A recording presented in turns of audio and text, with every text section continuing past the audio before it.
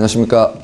프라임 법학원에서 피셋 언어 논리 강의를 하고 있는 윤상은입니다. 오늘은 여러분들한테 저희들이 그 프라임 피셋 학원에서 이번에 모강을 치르게 되어서 이제 모강에 대한 간단한 안내를 좀 드리고 어떻게 하면 모강을 좀 보람차게 여러분들이 준비하실 수 있을지에 관해서 얘기를 한번 드리고자 이 자리에 섰습니다.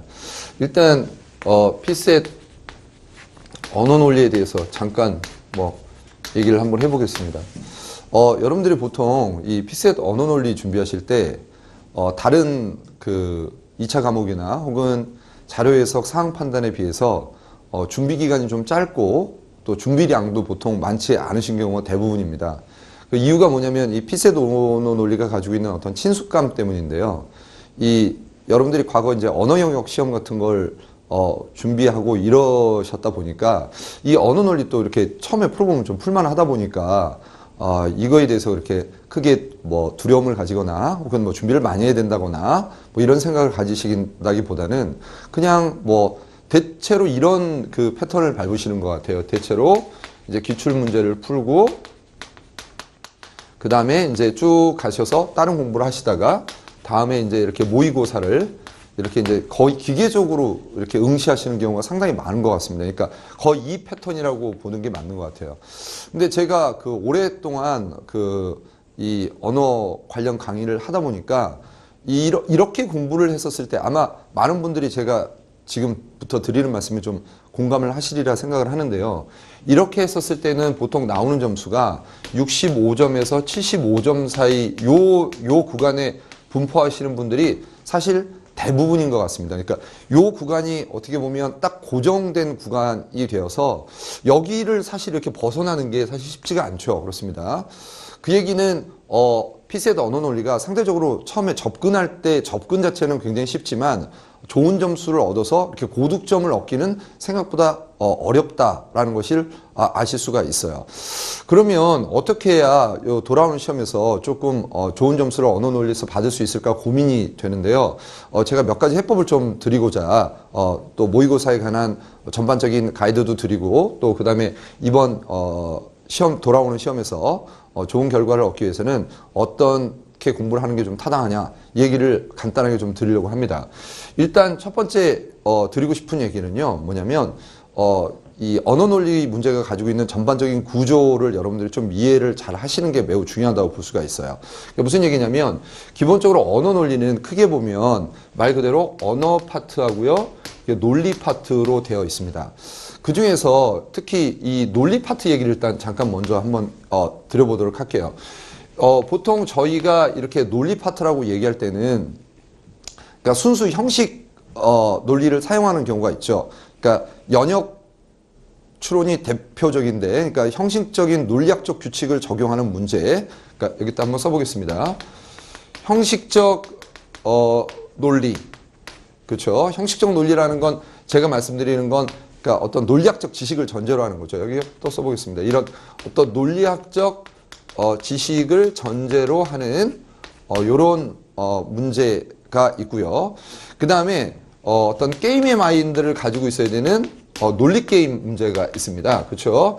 그러니까 이거는 사실 이런 문제들은 일반적으로 어떤 풀이를 하게 되냐면 이렇게 기계적 풀이를 하게 되죠. 그렇죠? 이렇게 좀 기계적 풀이를 하게 됩니다. 이거는 기본적으로 좀 숙달의 문제라고 볼 수 있습니다. 근데 전반적으로 여기에 해당하는 문제가 물론 해마다 조금씩 다르긴 하지만 대체로 한 4문항 정도가 된다고 볼 수 있습니다.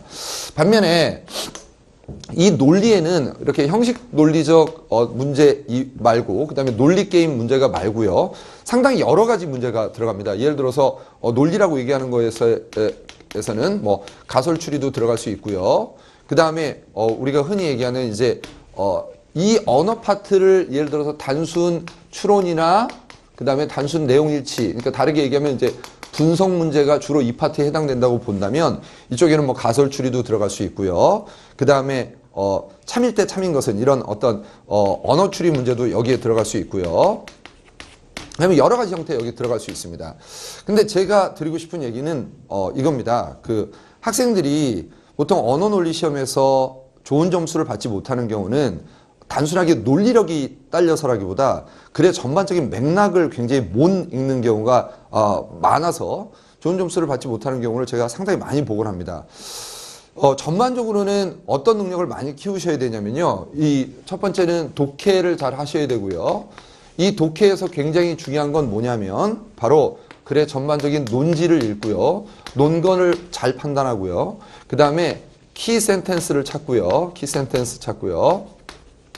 그 다음에 키워드를 찾는 연습을 끊임없이 하셔야 됩니다. 이건 모강 때도 계속 하셔야 돼요. 다시 한번 말씀드릴게요.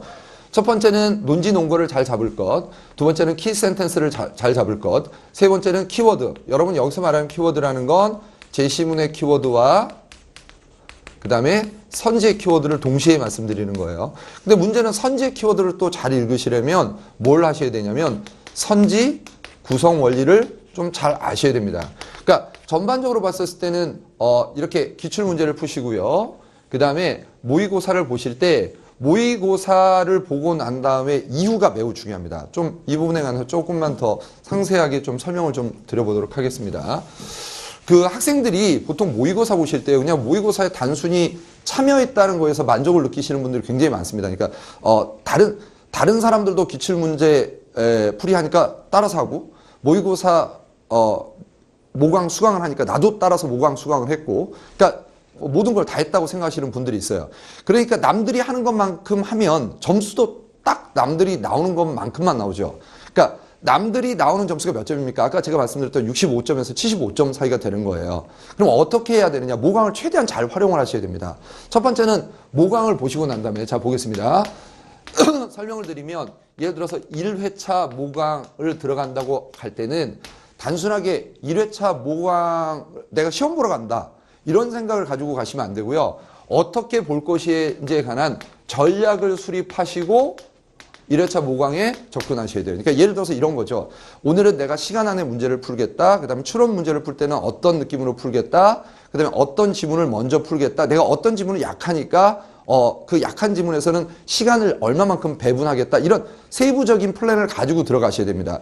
그러면 여러분 이렇게 전략을 가지고 들어간 경우에 전략이 성공하는 경우도 있지만 전략이 실패하는 경우도 있지 않습니까? 전략이 내가 만약에 성공했다면 왜 성공했는지를 잘 기억하시고 그것을 계속 적용하려고 노력하셔야 되고요. 반면에 내가 이런 전략을 가지고 갔더니 이게 잘 안 되더라. 이럴 경우는 이제 실패하는 거 아닙니까? 실패하면 어떻게 해야 되죠? 새로운 전략을 수립하셔야 되죠. 그러니까 수정을 하셔야 됩니다. 그렇죠? 그리고 어떻게 되죠? 2회차 모강으로 이렇게 진입을 하시는 게 맞습니다. 그러니까 모강이라는 거는 응시하고 시험을 보고 단순하게 이런 어떤 실전 감각을 쌓는다는 걸 넘어서서 실제 시험에서 유의미한 결과를 낼 수 있도록 굉장히 많은 준비, 그다음에 체계적 공부가 필요한 것이라고 볼 수가 있습니다. 그리고 또 이 모강에서 굉장히 중요한 것 중에 하나가 이거는 잠깐 저희 그 프라임 피셋 학원의 이런 어떤 강점을 좀 설명을 드리려고 하는데요. 지금 모강, 특히 이 언어 논리 모강에서 굉장히 중요한 게 밸런스입니다. 밸런스. 이 밸런스라는 게 무슨 뜻이냐면 이런 뜻이에요. 그 크게 보아서 언어 파트하고 논리 파트가 이렇게 있지 않습니까?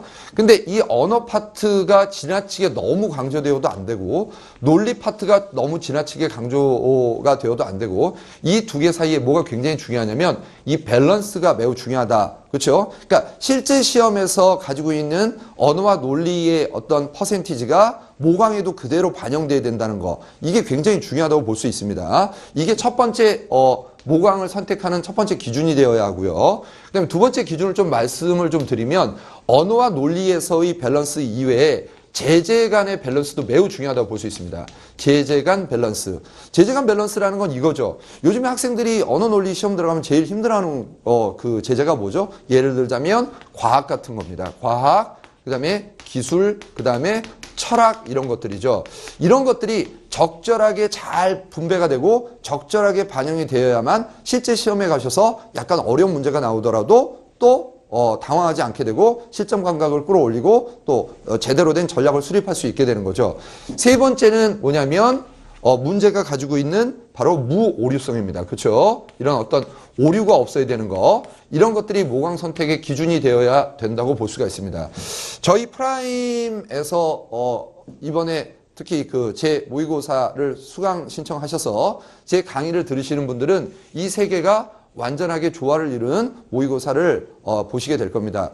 모든 저희 윤상근 언어논리 모의고사에서 다루고 있는 모든 문제는 이러한 밸런스와 그다음에 제재감 밸런스, 그다음에 무호 오류성에 관해서 상당히 많이 오랜 기간 동안 심혈을 기울여서 준비를 했습니다. 굉장히 정성스럽게 준비를 했습니다. 그래서 저희 출제 가능한 제재를 총망라했고, 그다음에 유형 또한 최신의 출제 유형에 완전히 부합하도록 저희가 문항 배치에 굉장히 밸런스를 신경을 많이 썼고, 또 뭐 아시는 분은 아시겠지만은 이게 아무래도 강사 1인이 출제를 하고 그다음에 감수를 하고 이것은 어느 정도 편향성을 가질 확률이 조금 있기 때문에 저희 프라임 법학원에서는 피셋과 관련된 전문 연구소의 인력들이 있습니다. 그래서 전문 연구소의 인력들을 그다음에 저희들 또 뭘 갖추고 있냐면 베타 테스트 팀을 갖추고 있습니다. 그래서 강사 출제와 그다음에 강사 검수뿐만이 아니라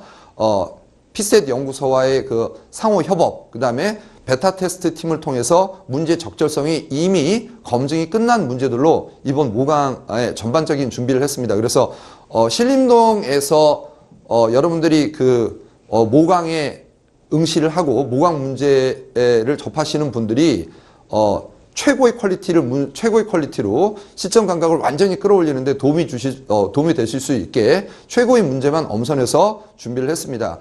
또 모의고사를 보시는 동안에 만약에 문제가 있으시면 언제든지 이 강사하고 피드백 할 수 있는 채널을 가지도록 또 제가 노력을 하겠습니다. 모의고사 물론 마지막에 파이널이 남아있긴 하지만 피셋 시험에서 고득점을 올리는데 어찌 보면 기본 강의와 더불어서 가장 중요한 강의라고 볼 수가 있습니다. 그래서 여러분들이 모의고사를 보시는 동안에 실제 시험장에서 좋은 결과가 나올 수 있도록 최선을 다해서 모의고사 강의를 준비하겠습니다. 감사합니다.